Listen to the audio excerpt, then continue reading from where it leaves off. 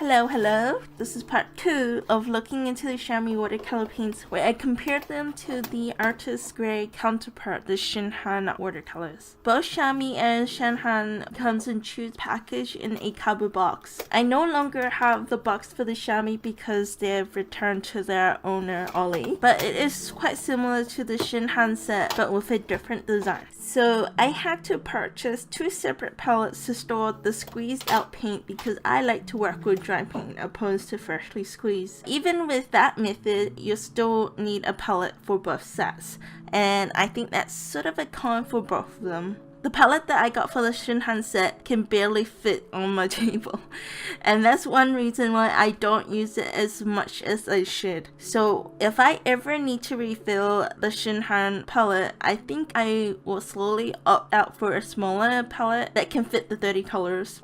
ShinHan watercolor tubes has a lot of information on them, including the lightfast rating of 3 stars being the highest, and that's using the official rating system from Art and Creative Material Institute. Transparency rating, name of the color in 4 languages, and pigment numbers, whereas ShaMi marketed as semi-artist grade. I think that just means higher than student grade, almost student grade. I'm not quite sure what semi-artist grade is. Only has the name of the color in Korean and English, even on the online ShinHan catalog. As I have more colors in the ShinHan range, I am going to try my best to match the colors in the ShaMi set. There are a few that I had some issues matching. This is the closest I can get it. The names that are written in the thinner fine liner are the closest match in the ShinHan set to the ShaMi set. The ShinHan set calls their purple violet, so I had to use those instead. So my scanner really blows out the white of the paper. I have no idea how to edit that on Photoshop, but if you remove the white of the paper,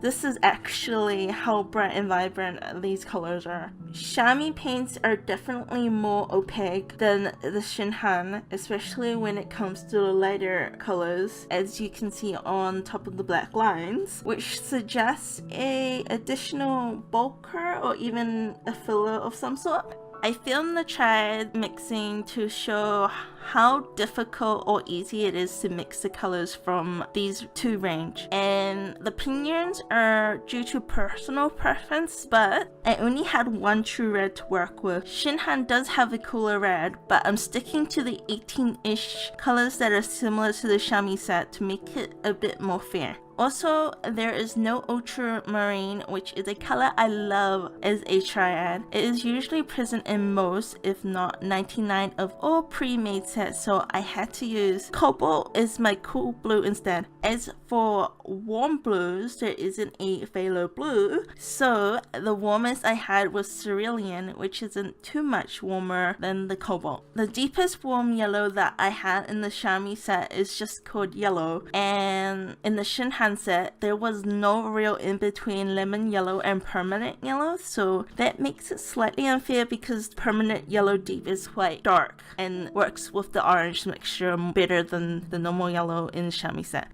All in all, I believe all the mixes are fine except for the neutral color that I tried to attempt with the ShaMi set. I tried it again later and still got a light neutral brownish color compared to a dark gray that I would have wanted with the 3 triads. So which one of these would I recommend? Honestly, I would say go straight for the professional grade. This set of 30 7.5mm tubes only costs around $30 USD. I think that's quite an inexpensive price to pay for artist quality paint. The ShaMi set, however, is a little bit hard to find online, and the ones that I did find are on eBay for $26 USD. For that price, you'll get 18 10mm tubes, so that's a little bit less colors already and a little bit less paint. That extra few dollars is worth it, at least to me, to upgrade to artist quality paints without the need to fight the paints a little to get the result that is wanted. The ShaMi paints dry into a jelly-like consistency in the pans, which is kind of weird, and they are a little bit harder to pick up pigments and work with compared to the ShinHan paints. I can definitely feel a bit of chalkiness, but it can't really be seen on the ShaMi paint, and only the darker colors rub off onto my fingers from the pieces that I've done. And finally, the mixing charts. If I didn't make these and were handed them to guests, I sure as heck would have great difficulty. So let's give you the task. Can you guess which is which? Both of them produces bright, vivid colors and behave similar on paper with no real granulation happening. If you haven't guessed already, the chart with the numbers is student quality, and there are a few telltale signs aside from the numbers and the names. Firstly, the bottom 3 color mixtures are a lot milkier on the ShaMi set compared to the ShinHan. Secondly, yellow-green on the ShaMi has a slight sheen when it's dry, similar to Kansai paint. And thirdly, yellow ochre on the ShaMi still looks like a darker nougat beige rather than a yellow ochre. I think there are a few more differences, but these are the minor visual ones that I can remember at the moment.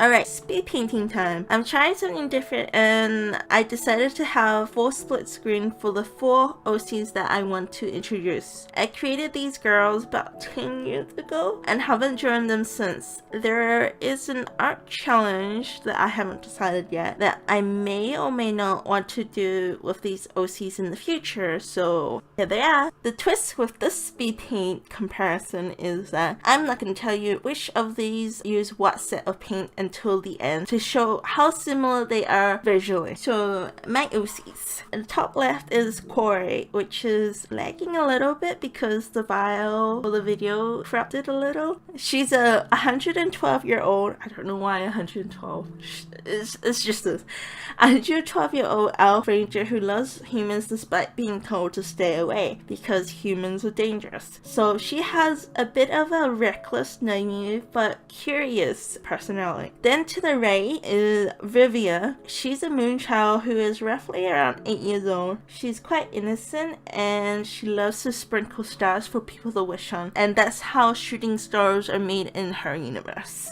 The bottom left is Miyste. She is a 3-year-old ghost of a puppy jackalope type animal, and she has a job of being an invisible friend to a child who is next.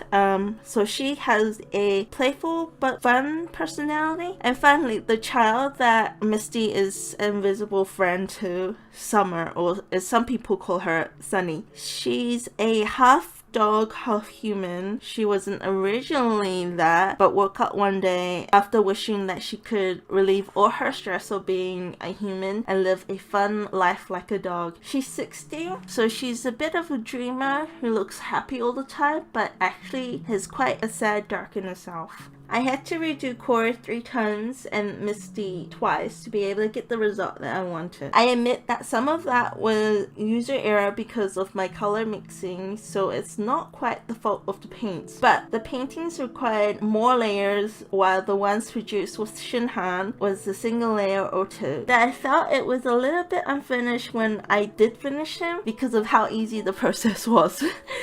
So, were you able to guess them? I probably gave it away from the last few sentences. And so that's it. I hope you enjoyed meeting my OCs, even though it was quite brief, during this comparison of the ShinHan and ShaMi paints. Thank you for watching, and until next time, happy painting! Bye!